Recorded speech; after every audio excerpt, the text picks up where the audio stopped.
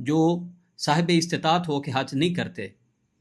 تو میرا دل کرتا ہے کہ میں ان پہ وہ ٹیکس لگا دوں جو غیر مسلم یعنی یہودیوں عیسائیوں پہ لگایا جاتا ہے، جزیہ۔ تو بنیادی طور پہ حج فرض ہونے کی مرد کے لیے یہ دو ہی شرائط ہیں۔ تو رسول رحمت علیہ السلام نے یہ نہیں فرمایا کہ ان کو ہی حج کرواؤ یا ان کو ہی لے کے آؤ، آپ نے فرمایا کہ باپ کی طرف سے تم حج کرو۔ حج بنیادی طور پہ تین طرح کا ہوتا ہے، حج قران، حج افراد اور حج تمتع۔ تو عام جوتا بھی پہن سکتا ہے، اس میں کوئی ایسی حرج کی بات نہیں ہے۔ سفید رنگ کا لباس پہننا یہ کوئی شریعت کا حکم نہیں ہے، کسی اور رنگ کا بھی لباس پہن سکتی ہیں، اور ازواج مطہرات صحابیات نبی کریم علیہ السلام کے ساتھ جنہوں نے حج کیا تھا، عمرے کیے تھے، ان کے مختلف رنگ کے لباس ہمیں دکھائی دیتے ہیں۔ رات کا وقت ہے، یہ جا کے آرام سے سوئیں، اپنی تھکاوٹ دور کریں، اگلے دن یہ نہائیں، فریش ہوں اگر نہانا چاہیں تو، کیونکہ احرام پہن کے نہایا بھی جا سکتا ہے۔ یہ تلبیہ ان کا جاری رہے گا تا وقت کہ یہ حرم میں داخل نہ ہو جائیں۔ شرعی طور پہ صرف ایک دعا ہے جو طواف کرتے ہوئے رسول اللہ صلی اللہ علیہ وسلم سے ثابت ہے، اور وہ دعا ہے طواف کو کرتے ہوئے اگر درمیان میں نماز کا وقت ہو جائے، آپ نے طواف کیا سواری پہ بیٹھ کے، آپ نے صفا مروہ کی صحیح کی سواری پہ بیٹھ کے، نقاب نہیں ہوگا جو بالکل چہرے کے ساتھ چپکا ہوا ہو۔ مینا میں 8 ذی الحجہ کی ظہر، عصر، مغرب، عشاء اور رات یہاں پہ رکتے ہیں، پھر 9 تاریخ کی فجر کی نماز مینا میں ادا کرتے ہیں۔ بہت بوڑھا آدمی ہے، کسی عذر کی وجہ سے خواتین ہیں، تو ان کو بعض صورتوں میں مینا وقت سے پہلے یعنی فجر سے پہلے بھی مینا ان کو روانہ کیا جا سکتا ہے۔ 10 ذی الحجہ کو جمرہ کبریٰ کو جب رمی کرنے لگے، اس وقت انہوں نے اپنا تلبیہ اینڈ کر دینا، اب اس کے بعد تلبیہ نہیں پڑھیں گے، یہ خلاف سنت ہوگا۔ نبی کریم علیہ السلام کے پاس ایک صحابی آیا اور انہوں نے کہا، اللہ کے رسول، میں نے رمی پہلے کرنی تھی، میں نے قربانی پہلے کر دی، تو آپ نے کیا فرمایا؟ ارمی ولا حرج، رمی اب کر لو، کوئی حرج کی بات نہیں۔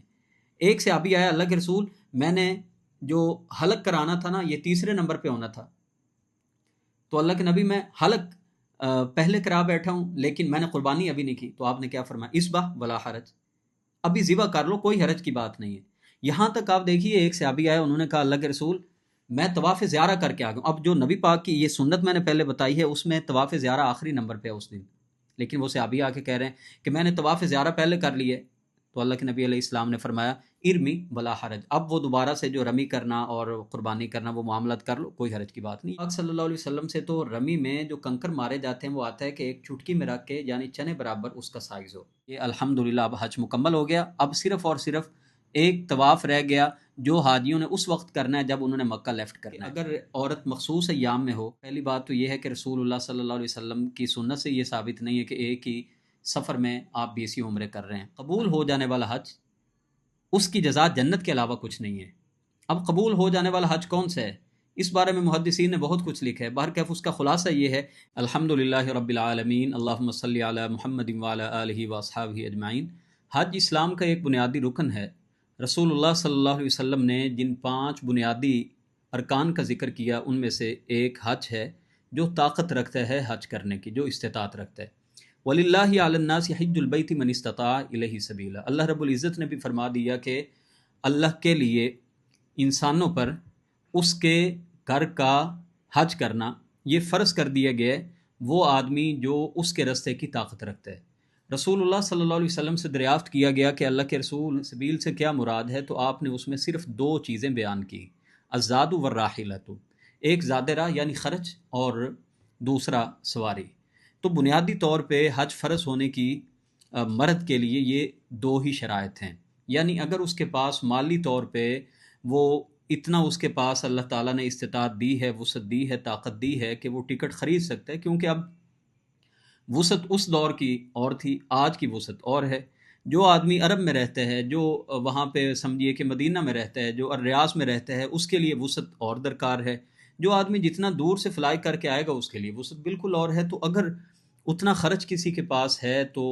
اس پر حج کرنا، اگر حالات ایسے سازگار ہیں کہ اس کو دشمن کا ڈر نہیں، کوئی ایسا معاملہ نہیں، یعنی کوئی جنگ کے حالات نہیں، بد امنی نہیں، کوئی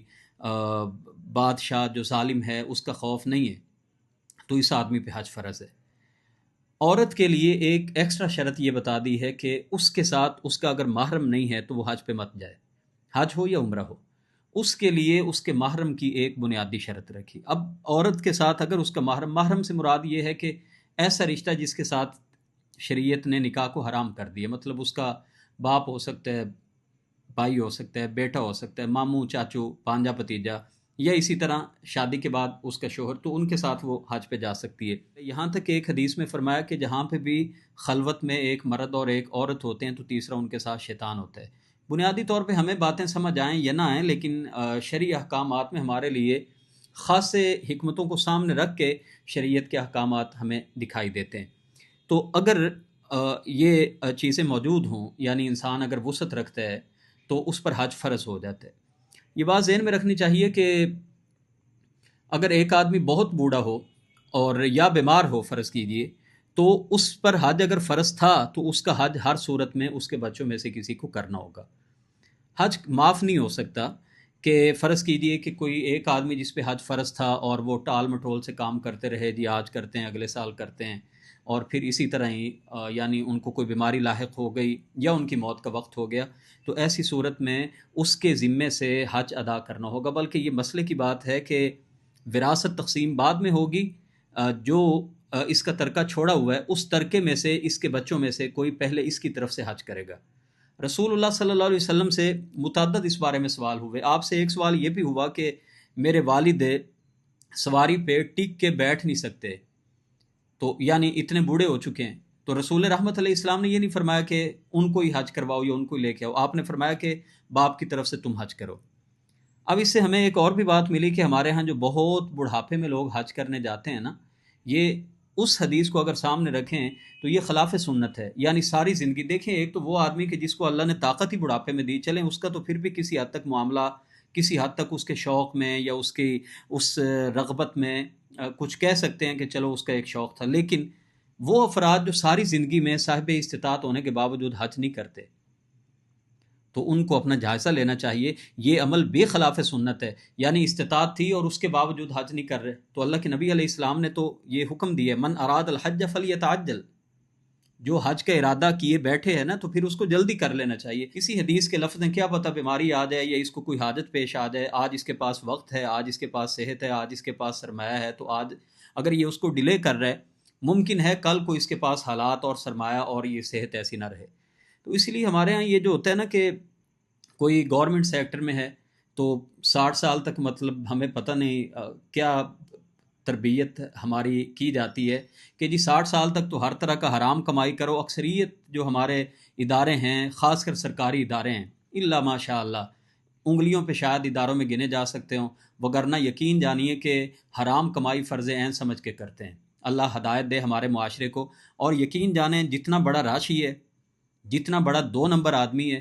اتنی ہی لمبی لمبی نمازیں بھی پڑھ رہے اور اتنے ہی زیادہ حج عمرے بھی جا کے کر رہے۔ اللہ ہمیں ہدایت نصیب فرمائے۔ تو میں یہ کہہ رہا ہوں کہ کئی لوگ اس لیے وہ سارے معاملہ زندگی کے کر رہے ہوتے ہیں، نہیں جی بڑے فرائض اسی پہلے پورے کر لئیے، جی بیٹیاں دی شادی بھی، تمہیں کس نے کہا یہ بڑا فریض ہے؟ جو اللہ تعالیٰ نے فرض کیا ہے یہ دیکھیں، جو آیت مبارکہ میں نے پڑھی ہے نا، وَلِلَّهِ عَلَى النَّاسِ حِجُّ الْبَيْتِ مَنِ اسْتَطَاعَ إِلَيْهِ سَبِيلًا، کہ جو استطاعت رکھتے ہیں اس پہ اللہ کے گھر کا حج کرنا فرض کیا گیا۔ اس کے ساتھ میں اللہ تعالیٰ نے فرمایا وَمَنْ كَفَرَ، جو کفر کرتا ہے، معنی یہ ہے کہ جو حج نہیں کرتا نا، اللہ تعالیٰ اس کو کفر سے تعبیر کر رہے ہیں۔ اور تفسیروں میں احادیث کی شروحات میں بھی یہ قول ملتا ہے حضرت عمر فاروق رضی اللہ تعالیٰ عنہ کا، کہ وہ کہا کرتے تھے کہ جو صاحب استطاعت ہو کے حج نہیں کرتے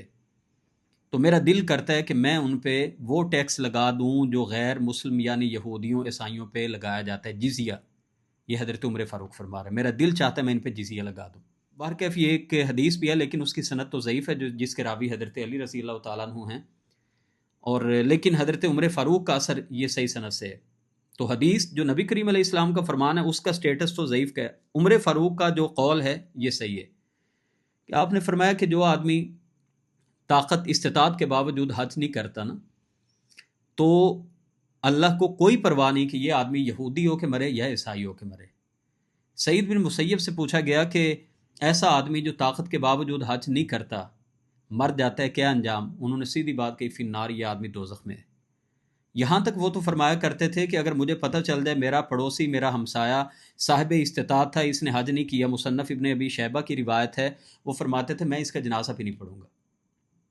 تو اس سے اندازہ کرنا چاہیے کہ جن کو اللہ نے وسعت دی ہے بغیر کسی وجہ کے ٹال مٹول اس میں کرتے رہنا یہ زیب نہیں دیتا ایک مسلم کو۔ حج فرض ہے، عمرہ فرض نہیں ہے، اگرچہ وَأَتِمُّ الْحَجَّ وَالْعُمْرَةَ لِلَّهِ، اس آیت کی روشنی میں بہت سارے صحابہ کی یہ رائے تھی کہ ایک بار زندگی میں عمرہ بھی فرض ہے حج کے ساتھ، بہرکیف حج تمتع میں تو عمرہ ہو بھی جاتا ہے، تو وہ کہتے ہیں اتم الحج والعمرۃ للہ، ایک بار عمرہ بھی کرنا فرض ہے، لیکن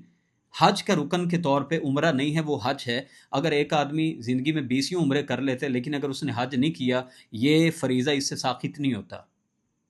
ہاں، جس بندے پہ حج فرض ہی نہیں تھا اس پر کوئی گناہ نہیں ہے، لیکن جو صاحب استطاعت ہو گیا، جس کے پاس اتنی طاقت تھی کہ وہ حج پہ جا سکتا تھا، اس کو ہر صورت میں حج پہ جانا چاہیے اور اپنے شیڈیول میں، اپنے پلان میں فوری طور پہ اس کو شامل کرنا چاہیے۔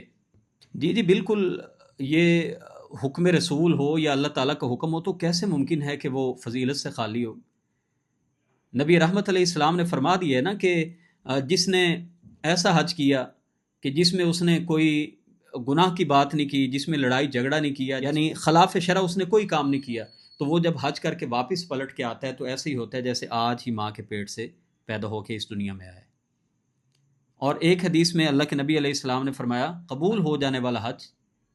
اس کی جزا جنت کے علاوہ کچھ نہیں ہے۔ اب قبول ہو جانے والا حج کون سا ہے؟ اس بارے میں محدثین نے بہت کچھ لکھا ہے، بہرکیف اس کا خلاصہ یہ ہے، ایسا حج جو حلال کمائی سے کیا گیا ہو، ایسا حج جو بالکل ان اصولوں کو مد نظر رکھ کے کیا گیا ہو جو شریعت نے ایک حاجی کے لیے لازم کیے۔ تو اللہ اگر ایسے حج کو قبول کر لیتا ہے تو اللہ کے نبی علیہ السلام نے فرمایا کہ ایسے حج کی، ایسے حاجی کی جزا جنت کے علاوہ اور کچھ نہیں ہے۔ حج کا طریقہ بیان کرنے سے پہلے نا ایک بات ہمیں یہ سمجھ لینی چاہیے کہ حج بنیادی طور پہ نا 3 طرح کا ہوتا ہے، حج قران، حج افراد اور حج تمتع۔ حج افراد یہ ہے کہ جس سفر میں اکیلا حج کیا جائے، عام طور پہ جو لوکل وہاں کے ہوتے ہیں وہ یہ حج کرتے ہیں، اس میں عمرہ شامل نہیں ہوتا۔ حج قران یہ ہوتا ہے کہ ایک ہی سفر میں ایک ہی احرام پہن کے حج اور عمرہ اکٹھا کیا جائے، کیونکہ آگے ہم بیان کرتے ہیں کہ احرام کی اپنی پابندیاں ہیں نا، تو عمرہ کیا جا کے اور عمرے کے بعد احرام اتارے بغیر اسی طرح پھرتے رہے 1-2 دن جتنے بھی پڑے تھے مناسک کے حج شروع ہونے سے، اور پھر اسی طرح، ہاں بعض صورتوں میں احرام بدلا تو جا سکتا ہے، مطلب اگر خراب ہو جائے یا اس پہ کوئی گندگی لگ جائے تو وہ بدلنا ایک الگ بات ہے، لیکن کہنے کا مطلب یہ ہے کہ اس احرام کو اتار کے عام لباس نہیں پہن سکتے جیسا حج تمتع میں ہوتا ہے۔ تو حج قران میں یہ ہوتا ہے کہ حج اور عمرہ ایک ہی طواف میں کیا جاتا ہے، اور حج تمتع یہ ہوتا ہے کہ پہلے عمرہ کر کے عمرے کے بعد جو احرام کی پابندیاں ہوتی ہیں انسان ان سے نکل جاتا ہے، اور پھر جب حج کے مناسک شروع ہوتے ہیں تو حجاج کرام اپنی بلڈنگ سے دوبارہ احرام پہن لیتے ہیں، تو اس کو حج تمتع کہتے ہیں۔ ہمارے حجاج جو زیادہ تر جاتے ہیں، بلکہ دنیا سے جتنے بھی حجاج آتے ہیں، اکثریت ان کی اگر رائے کو دیکھیں تو ان کی اگر ہم اکثریت کو دیکھیں تو وہ سارے کے سارے حج تمتع ہی کرتے ہیں۔ تو حج تمتع میں اس کا طریقہ کیا ہے وہ اگر ہم دیکھیں تو اس میں سب سے پہلے عمرہ کیا جاتا ہے، اس کے بعد حج کیا جاتا ہے۔ تو سب سے پہلے اگر ہم عمرے کا طریقہ دیکھ لیں، اچھا ایک بات بنیادی طور پہ یہ سمجھ لیں کہ احرام کی پابندیاں عمرہ کے لیے اور حج کے لیے تقریباً ایک جیسی ہیں،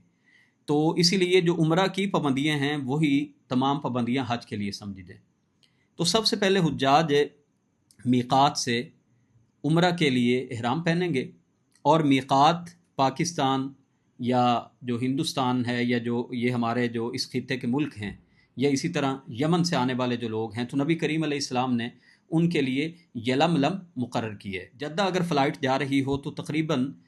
فلائٹ لینڈ کرنے سے پہلے تقریباً آدھا گھنٹہ پہلے اناؤنسمنٹ ہوتی ہے کہ ابھی ہم میقات سے گزرنے والے ہیں۔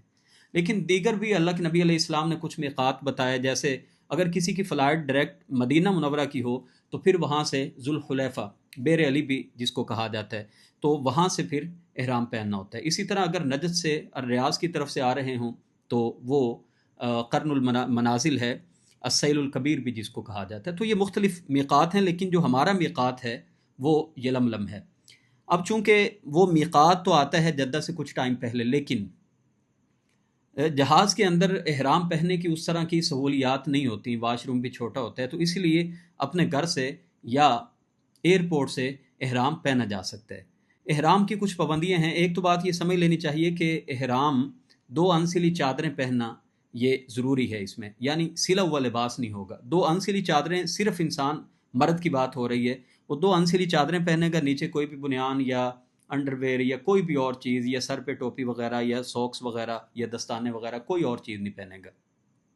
2 انسلی چادریں پہنے گا اور نیچے جو جوتی ہے وہ کوئی بھی پہنی جا سکتی. عام طور پہ ہمارے ہاں یہ کہا جاتا ہے جی کہ وہ کینچی ٹائپ ہی پہننی ضروری، ایسی کوئی بات نہیں ہے. آپ یہ کہیے کہ اس دوران میں اگر اس کے لیے کمفرٹیبل وہ فیل کرتا ہے یا وضو وغیرہ کرنے کے لیے وہ سمجھتا ہے کہ میرے لیے آسانی ہے تو پہن سکتا ہے، لیکن شرعی طور پہ کوئی ایسا حکم نہیں ہے. کوئی بھی اور جوتا پہنا جا سکتا ہے، صرف یہ ہے کہ جو ٹخنے ہیں اس سے نیچے تک وہ جوتا ہونا چاہیے، ٹخنے کور نہیں ہونے چاہیے. نبی کریم علیہ السلام نے جس حدیث میں فرمایا کہ اگر جوتے دستیاب نہ ہوں کسی کے پاس تو وہ موزے پہن لے، لیکن اگر وہ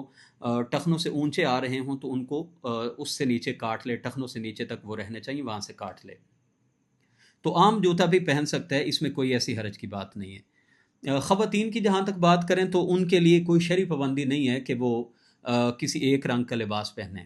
سفید رنگ کا لباس پہننا یہ کوئی شریعت کا حکم نہیں ہے، کسی اور رنگ کا بھی لباس پہن سکتی ہیں. اور ازواج مطہرات صحابیات نبی کریم علیہ السلام کے ساتھ جنہوں نے حج کیا تھا، عمرے کیے تھے، ان کے مختلف رنگ کے لباس ہمیں دکھائی دیتے ہیں. البتہ چونکہ عبادت کا ایک سفر ہے اور اتنا شوق کلر تو ویسے ہی نہیں ہونا چاہیے، یہ تو ایک عام سی بات ہے. شریعت نہ بھی رہنمائی اگر کی ہو تو عام سی بات ہے، ہر کسی کو پتہ ہے کہ جس میں اتنا شوق اور اتنا کلرفل ہو کہ جس میں انسان کے اندر ایک بڑی خوبصورتی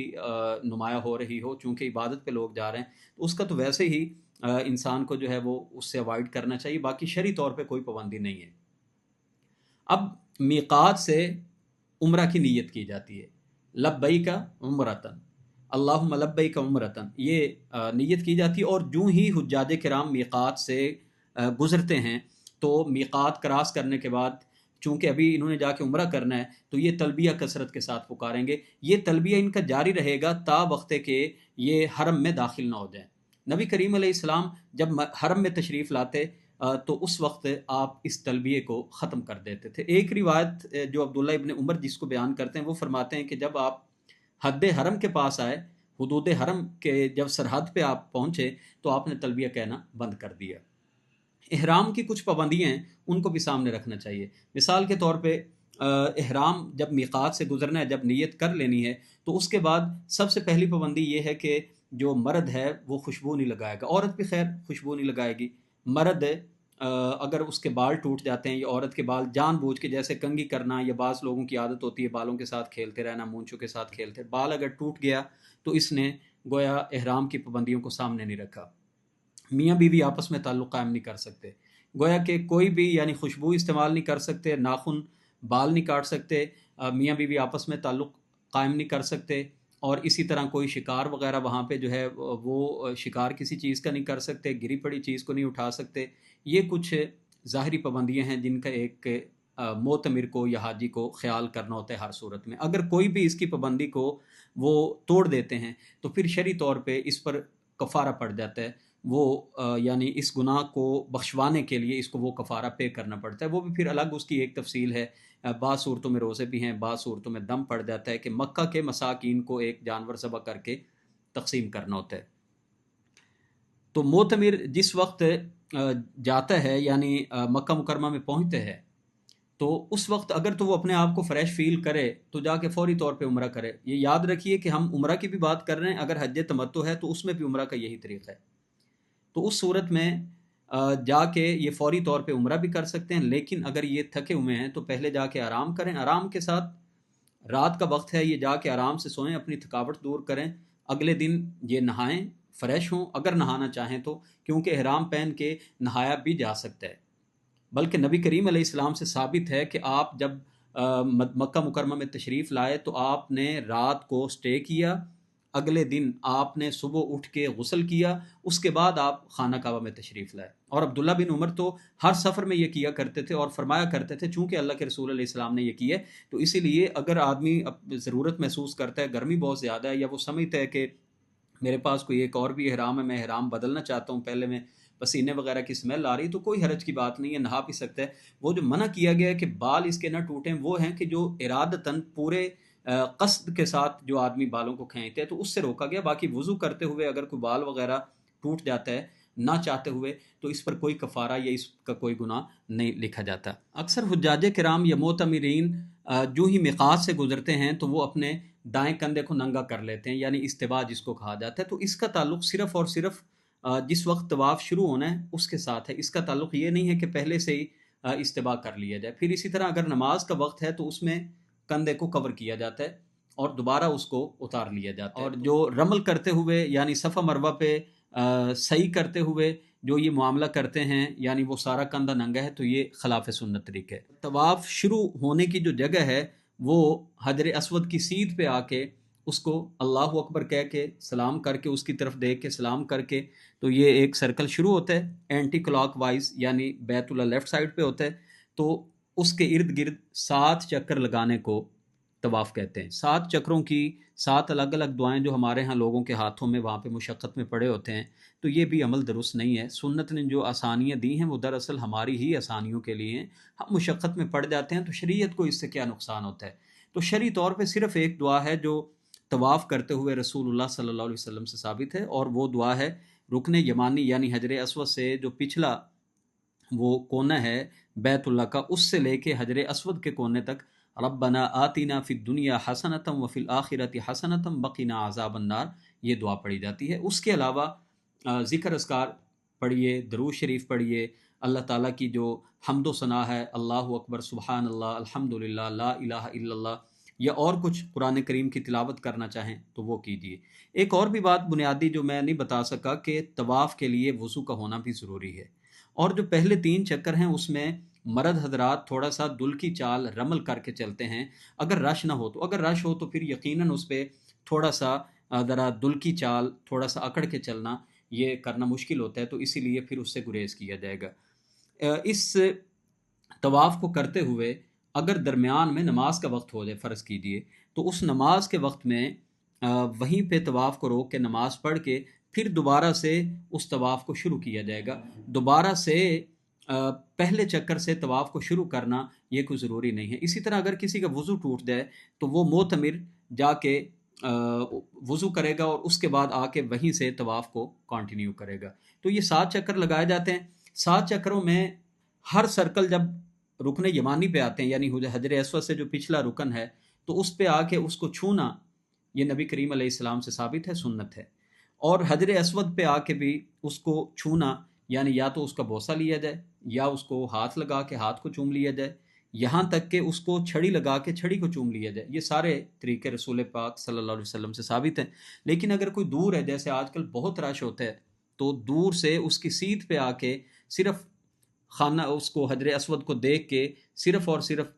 ہاتھ سے اشارہ کر دینا، اللہ اکبر کہہ دینا، یہ درست ہے۔ اسی طرح ہم دیکھتے ہیں کہ لوگ حجر اسود تک پہنچنے کے لیے دکم پیل کر رہے ہوتے ہیں، تو بھئی یہ دیکھنا چاہیے کہ جو رخصت شریعت نے دی ہے تو یہ فرض نہیں کیا گیا حجر اسود کا بوسہ لینا، جبکہ حج اپنی کو خراب نہ کرنا، عمرے کو خراب نہ کرنا، لوگوں کو تنگ نہ کرنا، یہ فرض کیا گیا ہے۔ تو اسی لیے ایسا معاملہ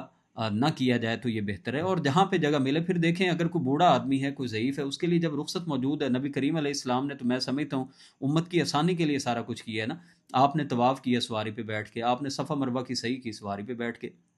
کیا وجہ تھی؟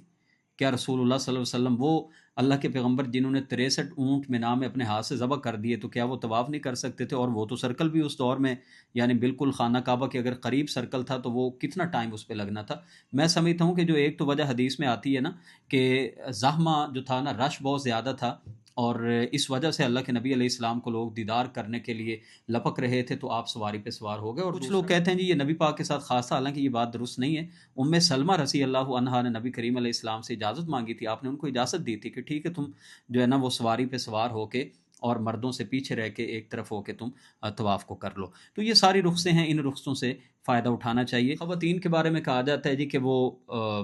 یہ جو پردے کا معاملہ ہے نا، یہ بہت زیادہ پوچھا جاتا ہے طواف کے دوران یا احرام کے دوران۔ تو یہ بات ذہن میں رکھنی چاہیے کہ جس پردے سے منع کیا گیا ہے نا، تو وہ پردہ ہے کہ جو چہرے کے ساتھ چپک جاتا ہے، بالکل جو چپک جاتا ہے، اس سے منع کیا گیا ہے۔ اس دور میں اگر ہمیں دیکھیں صحابیات جو تھی نا، حضرت عائشہ صدیقہ کے بارے میں آتا ہے کہ وہ بالکل مردوں سے پیچھے رہ کے طواف کیا کرتی تھی، اور اس دور میں تعداد بھی خاصی کم تھی۔ پھر یہ بھی ہمیں ملتا ہے کہ جس وقت صحابیات کو مردوں کا سامنا ہوتا تھا، مرد سامنے آتے تھے، تو وہ اپنے چہرے پہ کپڑے کو لٹکا لیا کرتے تھے، یعنی کپڑا اس انداز میں لٹکاتی تھیں کہ وہ چہرے کے ساتھ نہ چپکے۔ تو بتائیے کہ آج کے دور میں تو مرد اور عورتیں وہ ساتھ ساتھ میں ہوتے ہیں، تو اسی لیے یہ رخصت نکالنا کہ شاید بالکل فیس کو ننگا رکھنا ہے، یہ بالکل شریعت کے خلاف ہے۔ فیس کو کور کیا جائے گا، اور فیس کو کور کرنا یہ کوئی احرام کی پابندیوں کے خلاف نہیں ہوگا، لیکن ایسا نقاب نہیں ہوگا جو بالکل چہرے کے ساتھ چپکا ہوا ہو۔ البتہ جیسے وہ ہوتا ہے کہ آگے سے ایسے کپڑا پھینکا جاتا ہے جو چہرے کے ساتھ نہ چپک رہا ہو، تو یہ خواتین بالکل اس کو استعمال کریں گی۔ اس طواف کے بعد مقام ابراہیم کے پیچھے 2 نفل پڑھے جاتے ہیں۔ پہلی رکعت میں قل یا ایھا الکافرون اور دوسری رکعت میں سورہ اخلاص کی تلاوت کی جاتی ہے، اور اس کے بعد معتمر سیدھے واپس جاتے ہیں صفا کی طرف۔ صفا پہ جا کے نبی کریم علیہ السلام سے دعا کرنا ثابت ہے، مروہ پہ جا کے دعا کرنا ثابت ہے، اگین صفا پہ آ کے دعا کرنا ثابت ہے۔ صفا پہ کھڑے ہو کے خانہ کعبہ کی طرف رخ کر کے، اب تو خیر خانہ کعبہ پہ شاید نظر اس طرح سے نہ پڑے، بلڈنگ کافی بن گئی ہے، لیکن بہرکیف اس طرف رخ کر کے لمبی دعا کرنا، اپنے لیے دعا کیجیے، عزیز و اقارب کے لیے دعا کیجیے، گناہوں کی معافی مانگیے، جو آپ رب سے مانگنا چاہتے ہیں وہ کھل کے مانگیے، یہ قبولیت کی جگہ ہے، تو دعا کیجیے۔ پھر اس کے بعد صفا سے مروہ پہ جاتے ہوئے ایک جگہ جہاں پہ آتی ہے وہاں پہ تھوڑا سا دل کی چال دوبارہ سے چلا جاتا ہے، اور مردوں کے لیے صرف حکم ہے، وہ بھی اگر سپیس ہو، جگہ ہو تو اس کی، چونکہ حدیث میں آتا ہے کہ حضرت ہاجرہ سلام اللہ علیہا یہاں پہ پانی کی تلاش میں دوڑی تھی، تو اللہ تعالیٰ نے امت محمدیہ کے لیے یہ حج اور عمرے کی ایک سنت رکھ دی ہے، تو اسی یاد میں یہاں پہ تھوڑا سا تیزی کے ساتھ چلا جاتا ہے۔ تو یہ 7 چکر لگائے جاتے ہیں، صفا سے مروہ تک 1 چکر، مروہ سے صفا تک دوسرا چکر، اسی طرح یعنی ٹوٹل 3.5 چکر بنے، لیکن یہ صفا سے مروہ تک 1 کاؤنٹ کریں، مروہ سے صفا تک تو یہ اس طرح کر کے 2 کاؤنٹ، تو یہ ٹوٹل 7 چکر لگائے جاتے ہیں، اور یہ جو سعی ہے یہ جا کے ختم ہوتی ہے مروہ پہ۔ اس کے بعد جو حاجی ہے، یہ ہم حج تمتع کی بات کر رہے ہیں، اس لیے کہ حج قران میں کچھ طریقہ مختلف ہے، وہ بات پھر بہت لمبی ہو جائے گی، اس لیے میں وہ طریقہ نہیں بتا رہا، کیونکہ اس میں حلق یا قصر نہیں کرایا جاتا، اور اس میں جو طواف ہے وہ بھی ایک ہی ہوتا ہے، چاہے کوئی پہلے کر لے یا بعد میں کر لے۔ تو بہرکیف اس میں جو نبی کریم علیہ السلام نے حکم دیا، اگر تو حج کا عمرہ کر رہے ہوں تو پھر تو اللہ کے نبی علیہ السلام نے حکم دیا کہ قصر کراؤ، اس لیے کہ اس کے بعد پھر حج میں حلق کرانا یہ نبی کریم علیہ السلام کی سنت ہے۔ تو آپ صلی اللہ علیہ وسلم نے حج کے سفر میں حکم دیا ہے کہ قصر کراؤ، یعنی بال چھوٹے کرواؤ، مرد کی بات کر رہے ہیں۔ تو جو عورتیں ہیں ان کا ایک پورا سارے بالوں سے لے کے، کسی ایک طرف سے بالوں سے لے کے بھی، چاہے ان کے ساتھ خواتین ہوں وہ بھی کاٹ سکتی ہیں، یا اگر ان کا محرم ساتھ ہے تو وہ کینچی سے تھوڑے سے بال کاٹ دیں۔ مرد ان کے لیے جیسے ہم نے کہا کہ اگر حج کے سفر پہ ہیں تو اس سے پہلے جو عمرہ کر رہے ہیں اس سے پہلے وہ قصر کرائیں، یہ سنت ہے۔ بہرکیف اگر کوئی بال منڈوا بھی دیتا ہے تو اس کو حرام تو کوئی نہیں کہے گا۔ اب جب حلق کروا لیا یا قصر کروا لیا تو اس کے بعد یہ اپنی بلڈنگ پہ جا کے غسل کریں، احرام اتار دیں، اور عام لباس جو یہ پہننا چاہتے ہیں، اب وہ جو احرام کی پابندیاں ان پر تھیں وہ ساری کی ساری ان سے پابندیاں ہٹ گئیں، یہاں تک کہ جو میاں بیوی کا تعلق ہے وہ بھی ان کے لیے جائز ہو گیا۔ بلکہ صحابہ کے واقعات تو یقین جانیے، میں سمجھتا ہوں امت کے لیے آسانی کے پہلو رکھنے تھے اور امت تک یہ تعلیم پہنچانی تھی کہ صحابہ کرام جو کہتے ہیں کہ ہم نے تمام تر معاملات جو تھے جو ایک میاں بیوی کے ہوتے ہیں، جو احرام کی وجہ سے حرمت میں چلے جاتے ہیں، وہ تمام کے تمام ان کے لیے جائز ہو گئے، اور وہ کہتے ہیں ہم نے ان سے فائدہ اٹھایا ان ایام میں۔ اب اس کے بعد جتنے بھی دن پڑے ہوں، یعنی کوئی ہفتہ، 15 دن، 10 دن پہلے چلے گئے ہیں حجاج کرام، تو وہاں پہ وہ عام لباس میں رہتے ہیں، اور ذکر و اذکار اور نماز جا کے پڑھنا وہ تمام ان کے معمولات رہتے ہیں۔ 8 ذی الحجہ سے حج کے مناسک شروع ہو جاتے ہیں۔ حجاج کرام اپنی بلڈنگ سے، جو حج تمتع کرنے والے حجاج ہیں، اپنی بلڈنگ سے جہاں پہ رکے ہوئے تھے وہیں سے دوبارہ احرام پہن لیتے ہیں۔ پہلے ہم نے بات کی تھی کہ عمرہ میں وہ میقات سے احرام پہن کے آئے تھے، لیکن ابھی اپنی بلڈنگ سے احرام پہن لیتے ہیں اور سیدھے چلے جاتے ہیں مینا میں۔ مینا میں 8 ذی الحجہ کی ظہر، عصر، مغرب، عشاء اور رات یہاں پہ رکتے ہیں، پھر 9 تاریخ کی فجر کی نماز مینا میں ادا کرتے ہیں، اور سورج طلوع ہونے کے بعد تمام کے تمام حجاج کرام یہاں سے نکل جاتے ہیں میدان عرفات کی طرف۔ میدان عرفہ میں حج کا رکن اعظم وقوف عرفہ ادا ہوتا ہے 9 ذی الحجہ کو، اور وہاں پہ ایک امام وہ حج کا خطبہ دیتے ہیں ظہر کی نماز سے پہلے، اور اس کے بعد ظہر اور عصر کی نماز ظہر کے وقت میں پڑھی جاتی ہیں 2 رکعت کر کے، یعنی قصر نماز اور دونوں ملا کے نمازیں پڑھی جاتی ہیں۔ اب اس میں چونکہ وہاں پہ میدان عرفہ میں ایسا اہتمام نہیں ہوتا کہ امام کے ساتھ تمام کے تمام جو لاکھوں حجاج ہیں وہ امام کی اقتداء میں نماز پڑھیں، یہ رخصت شریعت نے دی ہے گروپوں کی شکل میں۔ جو چند افراد ہیں یا انفرادی اگر ان کو کوئی مناسب معلوم ہو، اگر باجماعت نہیں کوئی صورت بن پا رہے تو اپنی اپنی نماز پڑھنی ہوتی ہے یا گروپوں میں نماز باجماعت کروا لیتے ہیں۔ نمازوں کے بعد وقوف عرفہ کرنا ہوتا ہے اور اللہ تعالیٰ کو اپنی دعاؤں میں اپنی التجائیں اللہ کے سامنے پیش کرنی ہوتی ہیں۔ تو وقوف عرفہ یہ حج کا رکن اعظم ہے۔ نبی کریم علیہ السلام نے فرمایا الحج عرفہ، حج اصل میں ہے ہی عرفہ کے دن کا نام، تو یہ وہ رکن ہے کہ اگر کسی سے رہ گیا تو اس کا حج گیا۔ بہرحال ایک حدیث میں اتنی رخصت ضرور ہے، جیسا کہ ایک صحابی نے اللہ کے نبی علیہ السلام سے آ کے پوچھا تھا کہ حج کس بات کا نام ہے، تو آپ نے فرمایا تھا کہ جس نے ہمارے ساتھ شرکت کی عرفہ میں، یا آپ نے فرمایا کہ جو مزدلفہ کی رات ہے اگر اس رات پہ اس کو کچھ حصہ مل گیا تو ایسی صورت، یہ ایمرجنسی کی صورتیں ہوتی ہیں، یہ سنت یہ ہے کہ وہ دن کا وقت تھی، لیکن اگر کوئی رخ ایسی صورت میں ہو، خاص کر اس دور کی سواریاں اور تھیں، آج تو دنیا سے باہر سے لوگ آئے ہوتے ہیں تو ایسے چانس بہت کم ہوتے ہیں، لیکن پھر بھی اگر کوئی آدمی بیماری میں ہے، کوئی ہاسپٹل میں تھا، اچانک اس کو انہوں نے کہا کہ چلو اس کا حج نہ رہ جائے کچھ ٹائم کے لیے، اگر وہ بعد میں بھی چلا جاتا ہے میدان عرفہ میں رات کے وقت بھی، تو اس سے اس کا یہ رکن ادا ہو جائے گا۔ میدان عرفہ میں نبی کریم علیہ السلام نے فرمایا کہ افضل ترین دعا جو اس روز مانگی، جو ذکر کیا میں نے اور مجھ سے پہلے انبیاء نے، وہ ہے لا الہ الا اللہ وحدہ لا شریک لہ لہ الملک و لہ الحمد وہو علی کل شیء قدیر۔ تو یہ افضل ترین دعا ہے اس دن کی۔ حالانکہ دیکھیں اس میں بندہ مانگ کچھ نہیں رہا، اللہ تعالیٰ کی کبریائی، اس کی بڑائی، اس کی توحید کو بیان کر رہے، اور گویا یہ عزم، یہ اظہار کرنے سے اللہ تعالیٰ اس کو وہ بہت کچھ عطا کر دیں گے جو یہ مانگنا چاہتا ہے۔ تو مانگیے اللہ سے، ہر خواہش اپنی پوری کرائیے، جو مانگنا چاہتے ہیں وہ کھل کے مانگیے، یہ آج قبولیت کا وقت ہے۔ سورج غروب ہونے تک وقوف عرفہ کرنا ہوتا ہے، میدان عرفات میں رکنا ہوتا ہے، لیکن جو ہی سورج غروب ہو جاتا ہے حجاج کرام وہاں پہ نماز نہیں پڑھیں گے، یہ سنت کی پیروی اسی بات کا نام ہے۔ رسول اللہ صلی اللہ علیہ وسلم جب واپس پلٹ رہے تھے، راستے میں آپ سے اسامہ بن زید رضی اللہ تعالیٰ عنہ نے کہا تھا اللہ کے رسول مغرب کی نماز، آپ نے فرمایا آگے چل کے پڑھیں گے۔ یہ دونوں نمازیں ایک ساتھ میں پڑھی جائیں گی جو ہی حجاج مزدلفہ میں پہنچیں گے۔ مغرب اور عشاء یہ اکٹھی پڑھی جائیں گی، مغرب 3 رکعت اور عشاء کی 2 رکعت، یعنی فرض جو ہیں وہ قصر نماز جو ہے مسافر والی نماز سے پڑھی جائے گی۔ اس کے بعد حجاج آ کے آرام کرتے ہیں مزدلفہ میں، اور پھر اگلی رات یعنی اگلا جو دن ہے 10 ذی الحجہ کا، یہ مشکل ترین دن ہوتا ہے جس میں حجاج کو کافی زیادہ سفر بھی اور کافی زیادہ ان کو مناسک حج ادا کرنے ہوتے ہیں۔ اسی لیے سنت یہی ہے، رسول اللہ صلی اللہ علیہ وسلم نے اس رات کو آپ نے بیدار ہو کے آپ نے قیام نہیں کیا، آپ نے نفل نماز اور عبادت بہت زیادہ نہیں کی جو آپ کا معمول تھا، بلکہ آپ نے اس رات کو سو کے گزار کے اپنی امت کو بھی یہ سبق دے دیا کہ اگلا دن یوم النحر کا دن، جس دن طواف زیارہ بھی کرنا ہے، یہ بڑا مشکل دن ہے، اسی لیے نماز عشاء پڑھ لی، اب آرام سے سو جاؤ۔ فجر کے وقت اٹھ کے یہاں پہ اللہ کے نبی کی سنت یہ ہے کہ 10 ذی الحجہ کی فجر کی نماز پہلے وقت میں پڑھی جائے، یعنی اس کو جیسے ایک رخصت ہے نمازوں کے اوقات میں تو اس کو جلدی پڑھ لیا جائے، لیکن کچھ روشنی ہونے کے بعد حجاج کرام یہاں سے پھر واپس موو کر جاتے ہیں، واپس آ جاتے ہیں مینا کی طرف۔ یہاں پہ یہ بات سمجھ لینی چاہیے کہ اگر کوئی مریض ہے یا کوئی بہت بوڑھا آدمی ہے، کسی عذر کی وجہ سے خواتین ہیں، تو ان کو بعض صورتوں میں مینا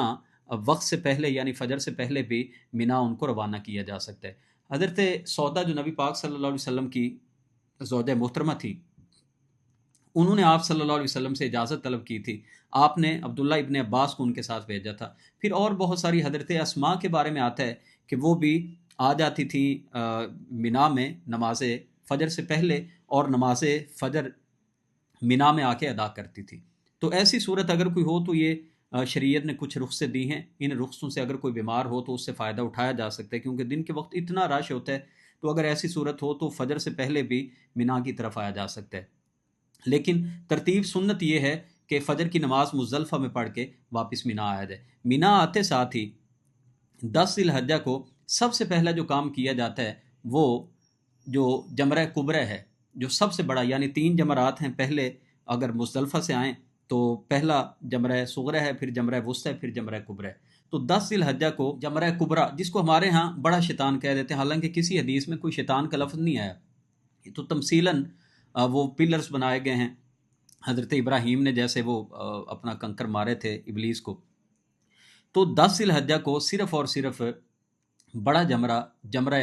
جو کبریٰ ہے اس جمرہ کبرا کو صرف 7 کنکر مارے جاتے ہیں۔ اچھا، یہاں پہ یہ بات ذہن میں رہے کہ تلبیہ حجاج شروع کر دیتے ہیں جو ہی انہوں نے 8 ذی الحجہ کو احرام پہنا تھا، اسی دن سے وہ تلبیہ شروع کر دیتے ہیں، اور جب آ کے رمی کی 10 ذی الحجہ کو جمرہ کبرا کو جب رمی کرنے لگے اس وقت انہوں نے اپنا تلبیہ اینڈ کر دینا، اب اس کے بعد تلبیہ نہیں پڑھیں گے، یہ خلاف سنت ہوگا۔ جس وقت رمی کریں گے تو ہر کنکر مارتے ہوئے یہ اللہ اکبر کہیں گے، تو 7 کنکر مارے جائیں گے۔ اگر کوئی بہت بیمار ہو، بہت ضعیف ہو، تو اس کی جگہ پہ اس کے ساتھ جو گھر والے گئے ہیں وہ اس کی طرف سے نیابت کے طور پر بھی کنکر مار سکتے ہیں۔ اس کے بعد ترتیب یہ ہے کہ قربانی کی جائے گی، قربانی کے بعد حلق کرایا جائے گا۔ اب اس میں سنت یہ ہے کہ مرد حضرات حلق کرا دیں۔ نبی کریم علیہ السلام نے 3 بار دعا کی جو حلق کراتے ہیں۔ آپ نے فرمایا اللہم اغفر للمحلقین، جو ٹنڈ کرانے والے ہیں، جو بال منڈوانے والے ہیں، اللہ ان کو معاف کر دے۔ صحابی نے عرض کیا اللہ کے رسول، مقصرین جو بال چھوٹے کراتے ہیں ان کے لیے بھی دعا کر دیجیے۔ آپ نے دوبارہ پھر فرمایا اللہم اغفر للمحلقین، پھر صحابی نے وہی بات کہی اللہ کے رسول بال چھوٹے کرانے والوں کے لیے بھی دعا کیجیے۔ آپ نے پھر تیسری مرتبہ فرمایا اللہم اغفر للمحلقین، اور پھر آپ نے چوتھی مرتبہ فرمایا اللہم اغفر للمقصرین۔ تو اس سے فضیلت کا اندازہ ہوتا ہے کہ اگر عام دنوں میں عمرہ ہو تو اس میں افضل یہ ہے کہ حلق کرایا جائے، بال صاف کرایا جائے، اور اگر حج تمتع میں اگر جو پہلے عمرہ ہوتا ہے تو اس میں سنت یہ ہے کہ چونکہ حج میں حلق کرانا ہے اس میں پہلے قصر کروایا جائے اور حج میں حلق کرایا جائے۔ مرد حضرات، عورتوں کے لیے وہی مسئلہ ہے جو عمرے کا ہے کہ ان کے بال ایک پورے کے برابر تھوڑے سے لے کے کینچی کے ساتھ ان کا محرم یا کسی سے کوئی خاتون بھی ساتھ ہیں تو وہ ان کے بال آپس میں وہ ایک دوسرے کے بالوں کو کاٹ سکتی ہیں۔ اب اس کے بعد حجاج جو احرام کی کچھ پابندیوں سے نکل جاتے ہیں لیکن کچھ پابندیاں ابھی ان پہ رہتی ہیں۔ اس کے بعد حجاج واپس آتے ہیں بیت اللہ میں اور طواف زیارت کرتے ہیں، یہ بھی حج کا رکن ہے۔ یہ اگر 10 ذی الحجہ کو ادا نہ ہو پائے تو 11 کو 12 تک کیا جا سکتا ہے، لیکن افضل یہ ہے رسول اللہ صلی اللہ علیہ وسلم نے اس کو 10 تاریخ کو ہی طواف زیارہ آ کے کیے۔ طواف کا وہی طریقہ ہے جو ہم پہلے عمرہ کے طریقے میں بتا چکے ہیں۔ اس طواف میں 7 چکر لگا کے پھر اس کے بعد مقام ابراہیم کے پیچھے 2 نفل، اس کے بعد صفا مروہ کی صحیح کا وہی طریقہ جو پہلے بتا چکے ہیں، 7 چکر صفا سے مروہ اور مروہ سے صفا، اس طرح کر کے مروہ پہ جا کے 7 چکر پورے ہو جائیں گے۔ طواف زیارہ کرنے کے بعد حکم یہ ہے کہ یہ واپس جائیں اور دوبارہ مینا میں جا کے یہ بقیہ ایام رہیں۔ یہاں پہ ایک اور بھی بات ذہن میں رہے کہ جو ہم نے ترتیب بتائی، یعنی 10 ذی الحجہ کو سب سے پہلے جمرہ کبرا کو 7 کنکر مارے جائیں گے، اس کے بعد قربانی کی جائے گی، اس کے بعد بال کٹوائے جائیں گے یا منڈوائے جائیں گے، اس کے بعد طواف زیارہ ہے۔ لیکن اگر ترتیب آگے پیچھے ہو جائے، دیکھیں سنت تو یہ ہے کہ جو ترتیب بتائی ہے یہی ترتیب رہے، لیکن چونکہ اب لاکھوں قربانیاں ہیں، سعودی گورنمنٹ ایک ٹائم دے دیتی ہے، فرض کریں وہ ٹائم دیتی ہے جی 4 بجے کا، اب حجاج وہاں پہ پریشان رہتے ہیں۔ پھر کچھ ہمارے مفتیان حضرات بھی لوگوں کو ایسا کنفیوز کرتے ہیں، ان بیچاروں کی حج کو خراب کر رہے ہوتے ہیں، اور نہیں جی نہیں آپ کو تو دم پڑ گیا۔ بھی آپ نے دم کیسے اس بندے پہ ڈال دیا جو نبی پاک صلی اللہ علیہ وسلم نے رخصت دی ہے، وہ رخصتیں آپ حجاج سے معتمرین سے کیسے لے سکتے ہیں؟ دیکھیں نا، بنیادی بات تو یہی ہے۔ نبی کریم علیہ السلام کے پاس ایک صحابی آیا اور انہوں نے کہا اللہ کے رسول میں نے رمی پہلے کرنی تھی، میں نے قربانی پہلے کر دی، تو آپ نے کیا فرمایا؟ ارمی ولا حرج، رمی اب کر لو، کوئی حرج کی بات نہیں۔ ایک صحابی آیا اللہ کے رسول میں نے جو حلق کرانا تھا نا یہ تیسرے نمبر پہ ہونا تھا، تو اللہ کے نبی میں حلق پہلے کرا بیٹھا ہوں لیکن میں نے قربانی ابھی نہیں کی، تو آپ نے کیا فرمایا؟ اسبح ولا حرج، ابھی ذبح کر لو، کوئی حرج کی بات نہیں ہے۔ یہاں تک آپ دیکھیے ایک صحابی آیا، انہوں نے کہا اللہ کے رسول میں طواف زیارہ کر کے آ گیا ہوں۔ اب جو نبی پاک کی یہ سنت میں نے پہلے بتائی ہے اس میں طواف زیارہ آخری نمبر پہ ہے اس دن، لیکن وہ صحابی آ کے کہہ رہے ہیں کہ میں نے طواف زیارہ پہلے کر لی ہے، تو اللہ کے نبی علیہ السلام نے فرمایا ارمی ولا حرج، اب وہ دوبارہ سے جو رمی کرنا اور قربانی کرنا وہ معاملات کر لو، کوئی حرج کی بات نہیں۔ یہاں تک صحابی کہتے ہیں رسول اللہ صلی اللہ علیہ وسلم کی خدمت میں اس دن جتنے بھی لوگوں نے آ کے کوئی بات پوچھی کہ اللہ کے رسول میں اس کام کو پہلے کر بیٹھا ہوں یا اس کو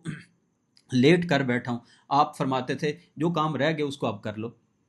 کوئی حرج کی بات نہیں ہے۔ تو یہ رخصتیں جو دین نے دی ہیں نا، ان رخصتوں سے آج تک نہیں بلکہ یہ قیامت تک کے لیے چیزیں موجود ہیں۔ طواف زیارہ کرنے کے بعد حجاج نے واپس مینا میں جا کے رات آرام کرنا ہوتا ہے۔ یہ جو اکثر ہوتا ہے نا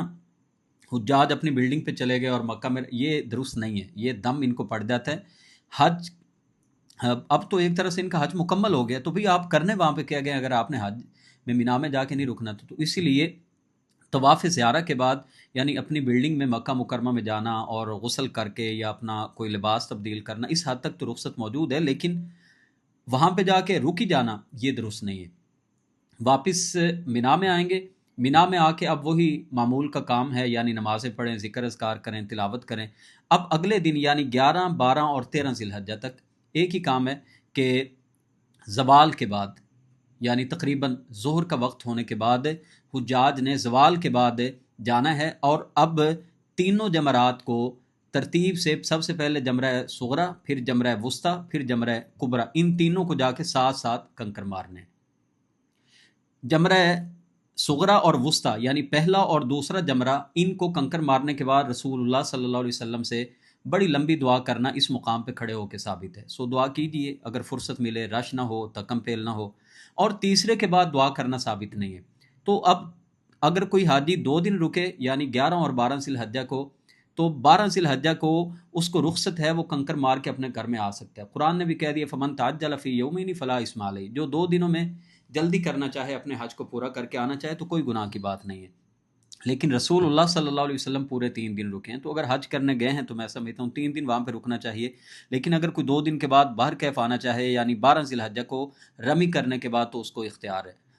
اور 13 تاریخ کو اگر رمی کر لی جائے تو جو ہی رمی کر لی جائے اس کے بعد اپنی بلڈنگ پہ واپس آ جائیے۔ یہ الحمدللہ اب حج مکمل ہو گیا، اب صرف اور صرف ایک طواف رہ گیا جو حاجیوں نے اس وقت کرنا ہے جب انہوں نے مکہ لیفٹ کرنا ہے، یعنی جب یہاں سے مدینہ منورہ جانا ہے یا یہاں سے مکہ مکرمہ سے سیدھا اپنے ملک کو جانا ہے، تو بالکل اخیر کے وقت میں سمجھیے کہ اگر 12 بجے مکہ مکرمہ سے نکلنا ہے تو کوشش کی جائے کہ 2-3 گھنٹے پہلے، یعنی تیاری کرنے کا ٹائم نکل آیا آسانی کے ساتھ، وہ کوئی ایسا معاملہ نہ بنے کہ وہ بس والے جنہوں نے لے کے جانا ہے وہ انتظار کرتے رہیں، وہ ساری چیزوں کو سامنے رکھ کے یعنی کوشش یہ کرنی چاہیے کہ اخیر کے وقت پہ ایسا نہیں ہے کہ 2-4-5 دن پہلے طواف وداع کر لیا جائے۔ رسول کریم علیہ السلام تو فجر کے بعد نکلے ہیں، ایک روایت میں یہ ہے کہ فجر سے پہلے نکلے ہیں واپس مدینہ جانے کے لیے، اور آپ نے فجر سے پہلے ہی طواف وداع کیے، تو یہ آخری وقت میں ہوگا، یعنی بالکل جس وقت حجاج نے اس کو لیفٹ کرنا ہے۔ جی آپ نے اچھا سوال کیا ہے، یہ میں کہنا ہی چاہتا تھا لیکن مجھے یاد نہیں رہا۔ یہ جو رمی کے موقع پہ ہمارے ہاں مقابلے شروع ہو گئے ہیں نا، یقین جانیے یہ بڑے خطرناک ہیں۔ ایسے حجاج کو اللہ کا خوف کرنا چاہیے، اور اگر یہی کام آپ نے وہاں پہ جا کے کرنا ہے تو بھئی آپ کو کیا ضرورت ہے 15-20 لاکھ روپے لگانے کی؟ یہ کام تو ٹک ٹاک پہ پاکستان میں بھی آپ کر رہے تھے۔ تو یہ عبادت ہے۔ رمی نبی پاک صلی اللہ علیہ وسلم سے تو رمی میں جو کنکر مارے جاتے ہیں وہ آتا ہے کہ ایک چٹکی میں رکھ کے یعنی چنے برابر اس کا سائز ہو۔ یہ جو جوتے اتار کے مارنا اور بڑے بڑے پتھر اٹھا کے مارنا یہ بالکل خلاف سنت ہے، تو یہ مذاق نہیں ہے، یہ عبادت ہے، اور اس کو عبادت اور سنت سمجھ کے ہی اس کو کیا جائے تو تبھی یہ حج مقبول ہوتا ہے۔ باقی تو پھر کئی لوگ ہیں جو وہاں پہ کئی فلائٹیں وہاں پہ جاتی ہیں، تو اللہ ہی جانتا ہے کتنوں کے حج قبول ہو رہے ہیں، کتنوں کے حج قبول نہیں ہو رہے۔ ہاں یہ بات جو آپ نے سوال پوچھا ہے، یہ جو ہے نا کہ اگر عورت مخصوص ایام میں ہو تو اس کو حکم دیا ہے کہ وہ بیت اللہ میں یعنی طواف وغیرہ نہیں کرے گی، نمازیں ویسے اس سے معاف ہو جاتی ہیں، اور باقی جو حج کے سارے مناسک ہیں وہ ادا کریں گی۔ حضرت عائشہ صدیقہ کے ساتھ یہی معاملہ پیش آ گیا تھا، تو انہوں نے طواف پہلے والا نہیں کیا تھا، لیکن حج کے مناسک ادا کرتے ہوئے وہ پاک ہو گئی تھی، تو پھر اللہ کے نبی علیہ السلام نے ان کو حل کے مقام پہ جہاں پہ حدود حرم ختم ہوتی ہے وہاں پہ آپ نے بھیج دیا ان کے بھائی کے ساتھ کہ وہاں سے احرام کی نیت کر کے وہ آ جائیں، اور پھر وہ جو ان کا ایک رہ گیا تھا طواف ابتدام والا تو وہ انہوں نے بعد میں کیا۔ لیکن اصل میں اس کو بنیاد بنا کے ہمارے ہاں جو ہے نا یہ جو عمرے پہ لوگ جاتے ہیں، تو یہ جو معاملہ عمرے کے سفر میں مسجد عائشہ پہ جا کے اور بارہا عمرے کرنا، پہلی بات تو یہ ہے کہ رسول اللہ صلی اللہ علیہ وسلم کی سنت سے یہ ثابت نہیں ہے کہ ایک ہی سفر میں آپ 20 عمرے کر رہے ہیں، پہلی بات۔ دوسری بات چلیں کہہ لیا جائے کہ جی یہ نفلی عبادت ہے، بار دین تو وہی ہے نا جو اسلاف کے فہم سے، جو صحابہ تابعین کے فہم سے، ائمہ کے فہم سے ہم تک پہنچے، اپنا تو ہمارا فہم نہیں ہے کہ عمرہ کو مذاق ہی بنا لیں۔ تو رسول اللہ صلی اللہ علیہ وسلم سے تو یہ ثابت نہیں ہے کہ ایک سفر میں آپ نے 2 عمرے کیے ہیں۔ دوسری بات، کیا کبھی کسی صحابی نے یہ تابعین میں سے مسجد عائشہ پہ جا کے یہ معاملہ کیا ہو کہ وہاں سے احرام پہن کے آگے ہوں؟ تیسری بات، رسول اللہ کا واضح حکم ہے کہ میقات سے احرام پہن کے آؤ۔ ہاں جو مکہ کے رہنے والے ہیں ان کے لیے حکم ہے کہ وہ اپنی بلڈنگ سے احرام پہنیں، تو جو وہاں پہ گئے ہیں وہ تو مکہ کے رہنے والے نہیں ہیں، تو یہ تو ان کا عمل ہی سنت کے خلاف ہے. اسی لیے علماء نے یہی طریقہ جو بہترین تجویز کی ہے نا کہ اگر کوئی بندہ ایک سے زائد عمرہ کرنا بھی چاہتا ہے تو اس کی بہترین صورت یہ ہے کہ جب مدینہ میں وہ آتے ہیں کچھ دن گزارنے کے لیے تو مدینہ منورہ سے وہ واپس چلے جائیں اور سنت طریقے کے مطابق عمرہ کر لیں. چلیں کچھ پیسے تو لگ جائیں گے لیکن عمرہ سنت کے مطابق ہوگا. یا اگر انہوں نے یہاں پہ جانا ہے نا تو پھر وہ جو طائف کے قریب ہے السیل الکبیر قرن المنازل جو ریاض سے آنے والوں کے لیے میقات ہے وہاں تک چلے جائیں. کوئی 70-80 کلومیٹر بنتا ہے تو 2-4 لوگ مل کے ٹیکسی پہ اگر چلے جاتے ہیں تو یہ سنت کے مطابق ہوگا. اسی لیے یہ جو ہمارے ہاں خاص کر یہ ساری ہمیں جو ہے نا سنت کی خلاف ورزیاں یہ پاکستانیوں میں اور ہندوستانیوں میں یہ جو ہے نا یہ ہمیں زیادہ تر دکھائی دیتی ہیں کہ وہ جناب مطلب ان کی اتنی تربیت نہیں ہوئی کہ سعودی گورنمنٹ نے وہاں پہ ایک پابندی لگائی ہے کہ احرام کے بغیر مطاف میں کوئی نہیں جائے گا. مقصد یہ ہے کہ جو حجاج ہیں یا معتمرین ہیں جو فرسٹ ٹائم آ رہے ہیں نا ان کو سہولت دینے کے لیے آسانی کے ساتھ وہ مطاف سے مراد وہ ایریا جہاں پہ بیت اللہ ہے نا اوپن ایریا زمین کے اوپر کیونکہ وہاں پہ سرکل پھر چھوٹا پڑتا ہے نا تو عمرہ جلدی ہو جاتا ہے تو رش ہوتا ہے تو پھر سرکل اوپر سے بعض دفعہ فرسٹ فلور سیکنڈ فلور پہ وہ ایک سرکل بڑا پڑ جاتا ہے اور کئی لوگوں کے لیے خاصی مشقت ہوتی ہے. اب انہوں نے پابندی لگائی ہے واللہ عالم جہاں تک اگر کوئی اس میں تبدیلی نہیں آئی کہ اس میں جو احرام پہن کے آئے گا نا اسی کو مطاف میں جانے دیں گے. ہمارے حجاج کی اللہ ان پہ رحم کرے اللہ ان پہ رحم کرے ہدایت دے. بڑی عجیب و غریب حالت ہے یہ دھوکہ دینے کے لیے چونکہ یہاں پر بھی ہمارے سارے معاملات ہی دھوکے پہ چل رہے ہیں اللہ کی پناہ ہے. تو پھر مسئلے پوچھتے ہیں جی وہ ان کی جو ہے نا مسئلے یہ پوچھتے ہیں کہ جی ان کی پالیسی ظلم پہ مبنی. تمہیں کس نے کہا ظلم پہ مبنی؟ بات یہ ہے کہ اگر یہ معاملہ کچھ اگر فرض کریں کچھ ہوا بھی تو ان کا معاملہ رب کے سپرد ہے. آپ کو یہ کس نے اختیار دیا ہے کہ خانہ کعبہ کے اندر مسجد حرام کے اندر اور احرام جیسا لباس جو بہت بڑی عبادت کا ایک شعار ہے ایک بہترین پہچان ہے احرام کا لباس وہ آپ پہن کے دھوکہ دے رہے ہیں؟ شرم کی بات ہے نا. تو اس لیے ان معاملات سے گریز کرنا چاہیے. اللہ کے ہاں اجر کی کمی نہیں ہے لیکن اس طرح کے معاملات سے ہم اپنے حج عمروں کو ضائع کر بیٹھتے ہیں. دیکھیں آخری بات یہی ہے مطلب اتنی باتیں کی ہیں لیکن میں اس میں ایک بات کہنا چاہتا ہوں کہ جو میں نے قربانی کی بات میں بھی کہی وہ یہ ہے کہ حج کسی بھی بندے پہ فرض نہیں ہوتا جب تک کہ اس کے پاس استطاعت نہ ہو وسعت نہ ہو مالی طور پہ طاقت نہ ہو. اب اللہ ہماری اصلاح فرمائے اب حلال حرام کا وہ معاملہ جو ہے وہ ہمارا ختم ہو گیا بالکل ختم ہو گیا. چیپٹر ہمارے کلوز ہو گئے. بلکہ حرام کمائی کر کے بھی حج عمرے بھی ہم کرتے ہیں اور پھر ہم یہ توقع لگا کے بیٹھے ہیں ہم لوگوں سے کہتے ہیں جی تو بندہ بڑا لکی مین ہے اس کو رب نے بلایا تو جناب اس کی مرضی کے بغیر وہاں پہ کون جا سکتا ہے. تو یہ بات ذہن میں رکھنی چاہیے کہ دنیا میں جو کچھ بھی ہو رہا ہے نا وہ اللہ کے اذن سے تو ہو رہا ہے اللہ کی رضامندی سے نہیں ہو رہا. ان تکفروا فإن اللہ غنی عنکم ولا یرضى لعباده الکفر وان تشکروا یرضه لکم. اگر تم کفر کرو گے تو اللہ پہ بے نیاز ہے اور لیکن اللہ تمہارے کفر سے کسی کے کفر سے اللہ راضی نہیں ہوں گے لیکن شکر کرو تو اللہ راضی ہو جائے گا. تو گزارش یہ ہے کہ ہر کام میں اللہ کا اذن تو ہوتا ہے اللہ کی رضامندی نہیں ہوتی. کافر جو تھے وہ بیت اللہ کی چھت پہ چڑھا کرتے تھے ایسی بات نہیں ہے. اگر وہاں پہ پہنچنا یا وہاں کے سارے معاملات اللہ کی رضامندی کے ساتھ ہیں تو پھر انہوں نے تو خانہ کعبہ کے اندر 360 بت رکھے ہوئے تھے تو کیا وہ بھی اللہ کی رضامندی سے تھے؟ تو یہ ایک غلط تصور ہے. اس تصور کو اچھی طرح سے واضح کرنا چاہیے. میسج یہی ہے کہ جو حلال کمائی ہے نا اگر یہ نہیں ہے حج عمرے سارے کے سارے منہ پہ دے مارے جاتے ہیں. بڑا صاف سا دین کا خلاصہ ہے. اسی لیے میں یہ کہتا ہوں کہ دیکھیں حج کرنے سے اللہ سب کچھ معاف کر دیتے ہیں لیکن بندوں کا کھایا ہوا حق بیت اللہ کے چکر لگانے سے بھی یقین جانیں اللہ معاف نہیں کرتے. لوگوں کا کھایا ہوا حق کھانے سے یقین جانیں آپ 20 عمرے کر لیں اللہ معاف نہیں کرتے. آپ روضہ رسول پہ حاضری دے لیں آپ جناب مسجد نبوی میں 20 دن نمازیں پڑھ لیں آپ خانہ کعبہ میں جہاں پہ ایک نماز 1,00,000 نماز کا ثواب ہے جو مرضی کر لیں. یہ بڑا سخت معاملہ ہے. بندوں کا جو معاملہ ہے نا یہ حرام کمائی جو اللہ تعالیٰ نے صاف لفظوں میں منع کیا ہے لا تأکلوا اموالکم بینکم بالباطل باطل طریقے سے مال نہ کھاؤ اور اس کی کئی شکلیں ہیں. یہ عام بات ہے کسی بندے کا بھی مال نہ کھاؤ لیکن اگر کسی بہن کا کسی اپنے قریبی کا حق کھا کے بیٹھے ہوئے ہیں وراثت کی شکل میں یا اس کا حق دینا ہے یا کسی سے قرض لیا ہے سیدھے ہو گئے ہیں یا کسی کی جگہ پہ قبضے کر کے بیٹھے ہوئے ہیں تو اپنی اصلاح کیجیے. اللہ تعالیٰ کو ایسی عبادت کی ضرورت ہی نہیں ہے. اپنے آپ کو آپ نے دھوکہ دیا ہوا ہے۔ میں تو اکثر کہتا ہوں دیکھیں جو لوگ حرام کمائی سے حج عمرہ کرنے جاتے ہیں، بڑے صاف لفظ میں اللہ کے فضل و کرم سے میں بڑا اس پہ کلیئرٹی رکھتا ہوں، میں اکثر کہتا ہوں ان لوگوں کو یو کے میں، یو ایس اے میں، کینیڈا میں، یو اے ای میں، یا ادھر جانا ہے ناران میں، ہنزا میں، اسکردو میں چلے جائیں، ان کو صرف چکر ہیں حج عمرے پہ جانے کا، ان کو کوئی فائدہ نہیں اگر کمائی حرام کی ہے تو۔ بس یہی میرا آخری میسج ہے، کمائی حلال کیجئے، اور پھر انشاءاللہ عبادات کے اندر آپ کو وہ ایک جو ان کی برکت ہے اور جو اس کے اثرات نظر آنے چاہیے وہ سب کچھ انشاءاللہ ہماری زندگی میں نظر آئے گا۔